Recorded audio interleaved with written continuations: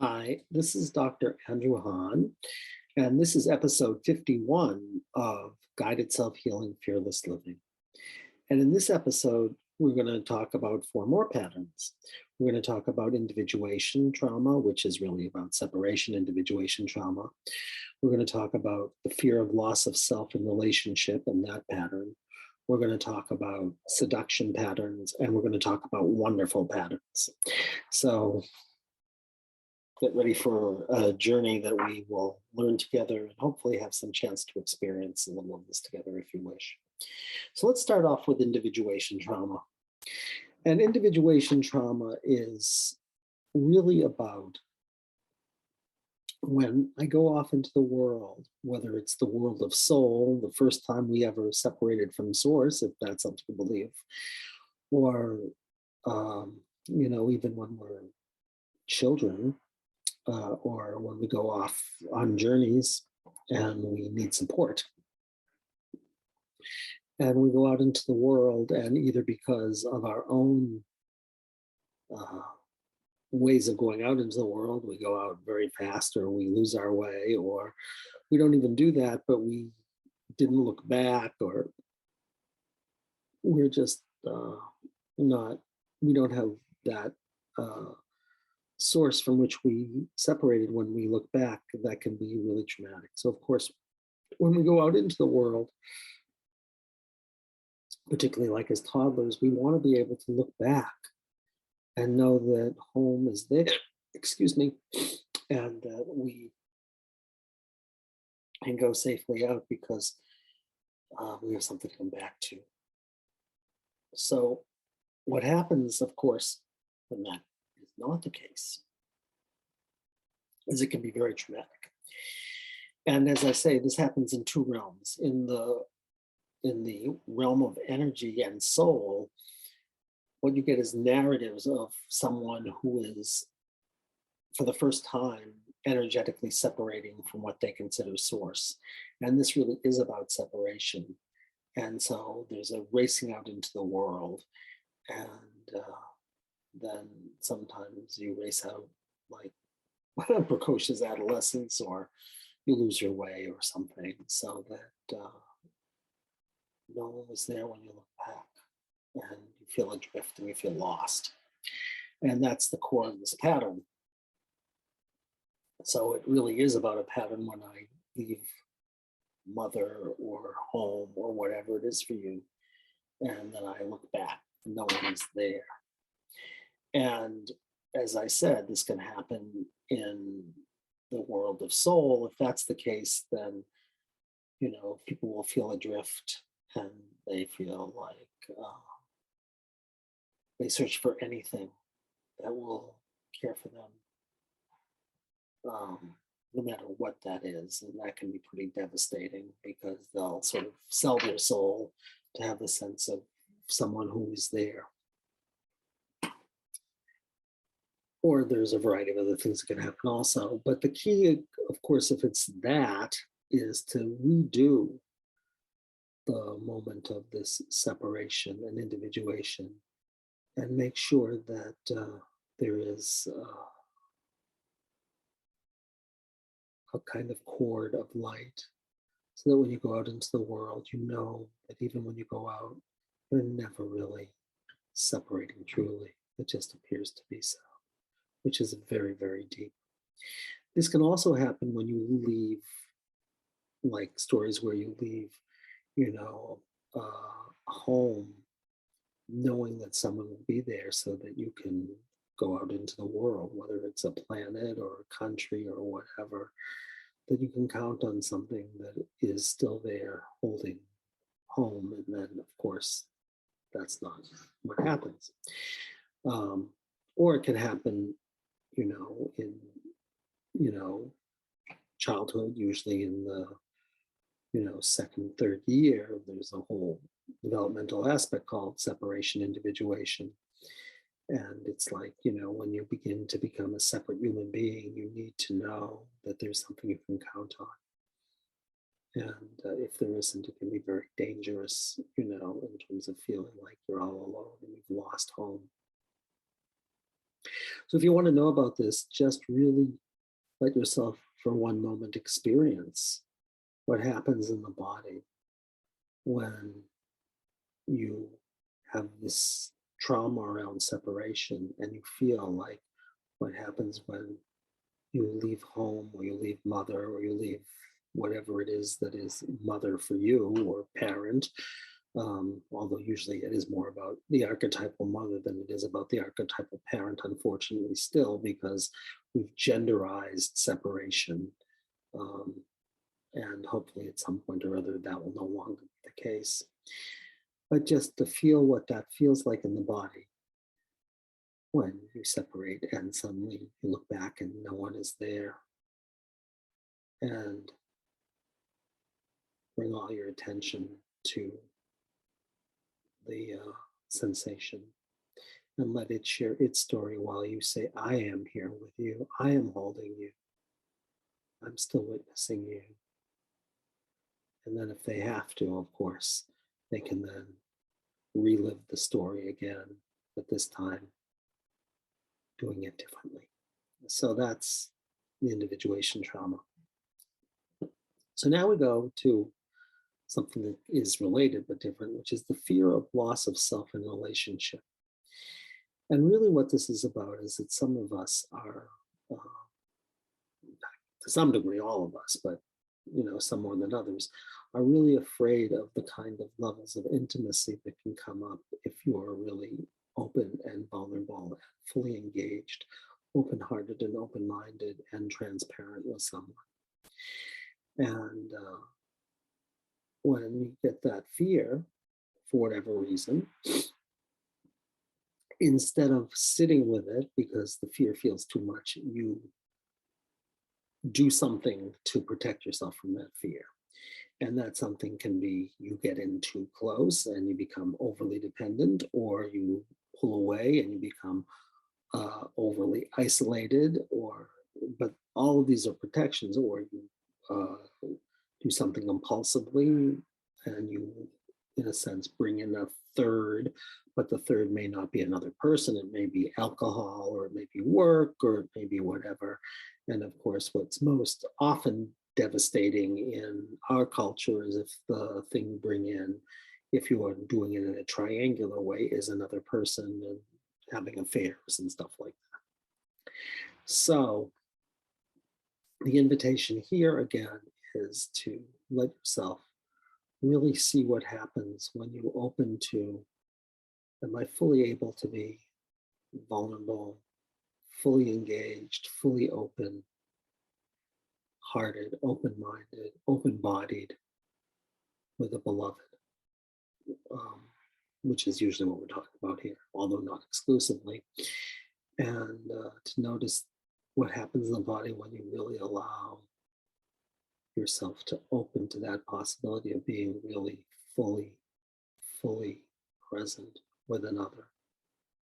And insofar as that brings up anxiety, which if you really allow that level of being in harm's way, it can, because of course, if we let ourselves be transparent in some way, shape, or form, we are in harm's way more. And our capacity to hold that, and then, most of us at some point or other find that so difficult to hold. So we do something. And I just invite you to notice what happens when it's too scary to be that close. So you get in closer, you pull away, or you bring something else in. And just to feel what that feels like in the body when you bring in something else to, in a sense, protect yourself from that level of intimacy. Feel it in the body, and then just bring your attention there and let it share what its story is and what it needs. So that's the next one. Seduction is, of course, a relational pattern because, of course, as always, you need a seducer and a seducee.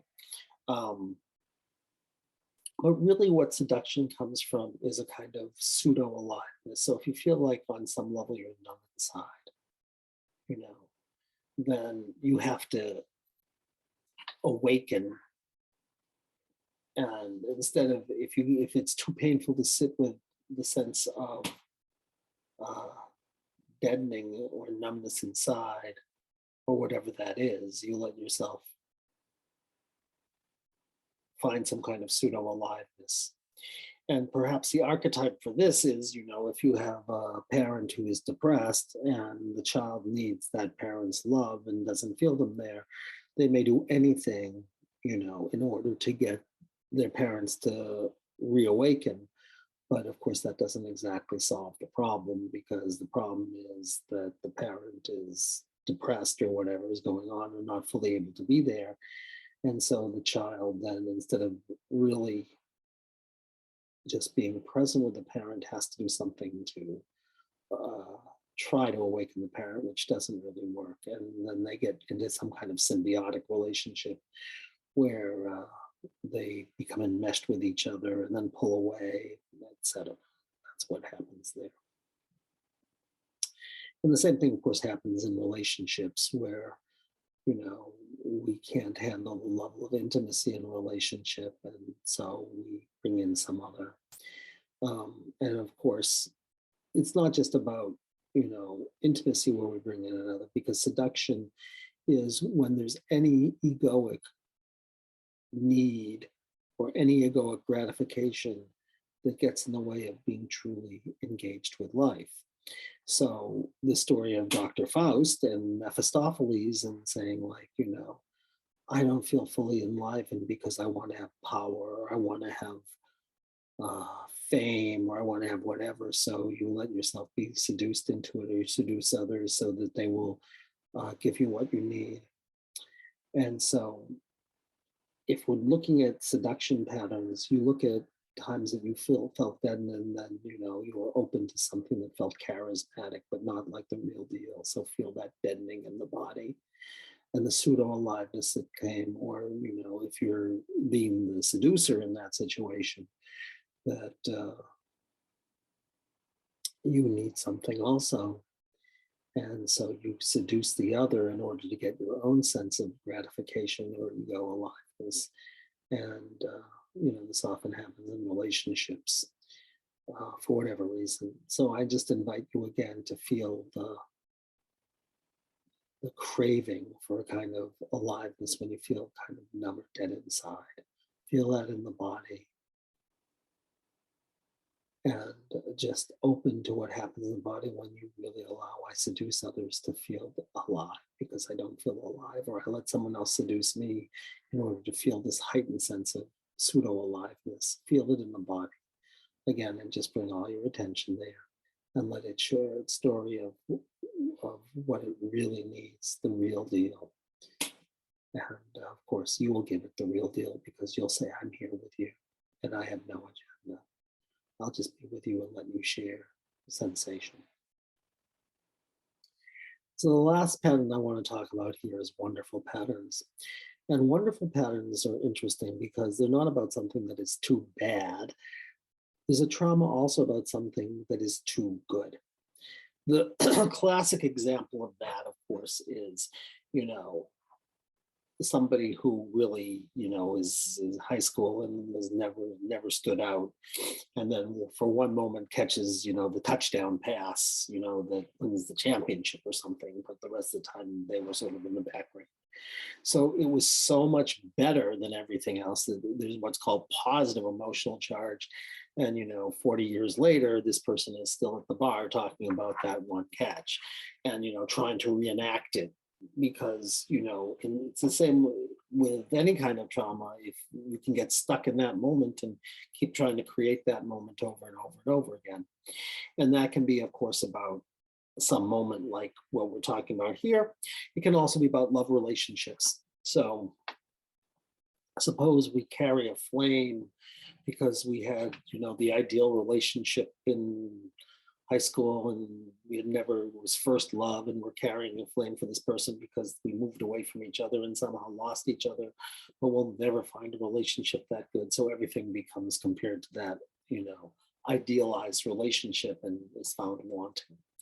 And so you have to then be with the part of you that has idealized it and compares it to everything else, and never finds anything else that lives up to that standard.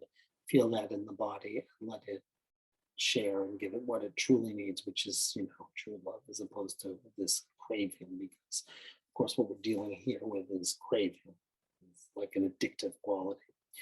And of course, the same thing can be true for food. It's like, one reason we have a wonderful pattern is something tastes so good, with chocolate chip cookies, it tastes so good that there's a craving for that experience. And if you crave that experience, you lose your mind and you lose your discernment and you just keep eating them. Why? Because they taste so good. So there's this positive emotional charge that wipes out your capacity to say, do I really want to do this? Is it really worth the gratification, the taste, just to have that experience, but then to gain a lot of weight? So, some of us know that intimately, I have to say. Or also around food, sometimes people are rewarded by food. And so, they associate food with, the really good moments in their life because, they got a good grade and their parents, gave them food or something. And, or whenever something good happened, or their good memories are all around food. So they associate food with a kind of positive trauma because there's a compulsion to feel good through food, because it was the way that care and being fed, literally, instead of being emotionally fed, you may have been physically fed, and so that becomes something you crave. And what you'll also find is that if there are certain moments in your life, if your life feels sort of like it was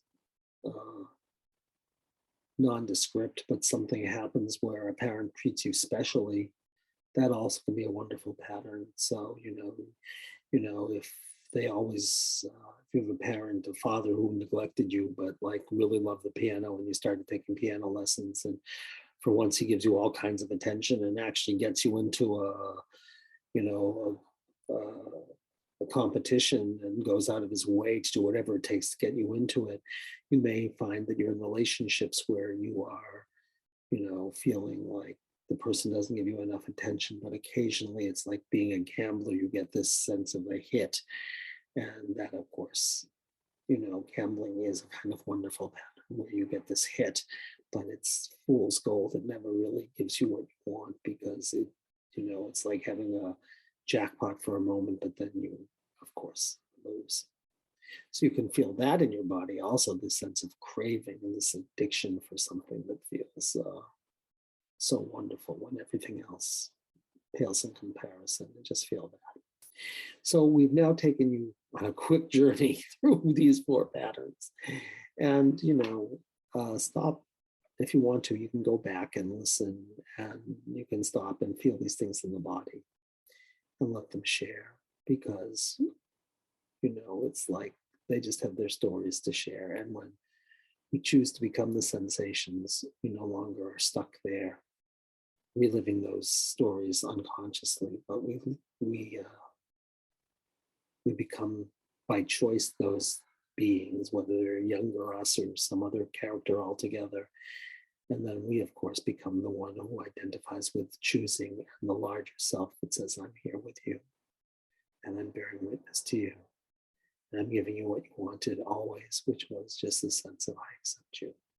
So having said that, we've now gone through all of our patterns and we've gone through the appendix. And again, I am very reachable. My name is Andy Hahn, and you can reach me at ahahn@lifecenteredtherapy.com. You can find out all about our work at lifecenteredtherapy.com. So you can find out about our institute and all about life-centered therapy and all of our certified practitioners and all about our online training. And of course, you can also find our book there, which is what I've been talking about for these last many sessions, called The 1 Hour Miracle.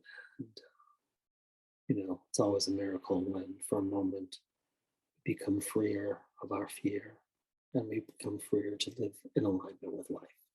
So until our next time, I wish you well, and I wish you the joy of freedom of becoming more of who you are.